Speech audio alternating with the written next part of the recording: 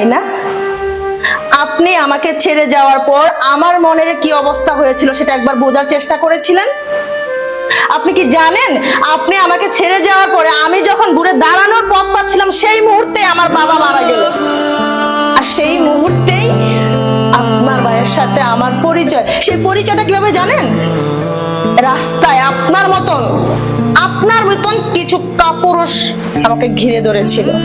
সেখান থেকে আপনার ভাই আমাকে বাঁচিয়েছে, আর সেখান থেকেই সে আমাকে বিয়ে করেছে বিদায় আপনাকেও জানাতে পারেনি। আর এটা ভালো হয়েছে তো, আপনার পাপের ফল আপনি পেয়েছেন, এটাই আপনার প্রাপ্য ছিল। আর আল্লাহ তাআলা আপনার ছোট ভাইয়ের ওয়াইফ করে আমাকে এই বাসায় পাঠাইছে একটাই কারণ, যেটা আমি চোখে দেখতে পারি আপনার পতন।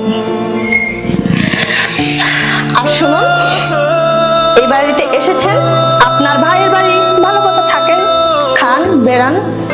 এই যে মিতু নামটা বলেছেন না, নেক্সট টাইমে আপনার মুখে আমি শুনতে চাই না।